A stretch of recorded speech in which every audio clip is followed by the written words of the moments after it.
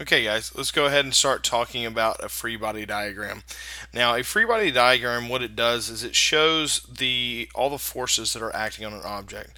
Now, to draw a free body diagram, the basic thing we do is, since we're not really good artists, or I'm not, I just usually draw a dot. The dot will represent any object. Now, from here, what we'll do is we'll draw lines or arrows to represent, and these will be our vectors, and they represent the forces acting on an object.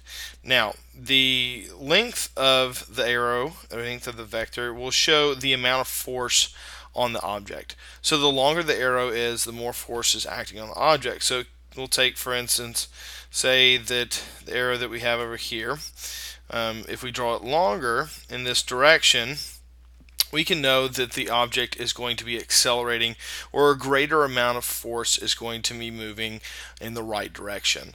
Okay, free body diagrams are just going to show the relative force involved on an object. The forces that we usually talk about, we have our force normal, or our normal force, or our natural force. That is always going to be perpendicular to the surface that the object rests upon. And then we have our force due to gravity, which is weight, and that is always perpendicular to the surface of the earth. And depending on where the force is coming from, we usually have a force applied, and then usually we have force due to friction in the opposite direction. And so those are just some forces and just an intro into free body diagrams.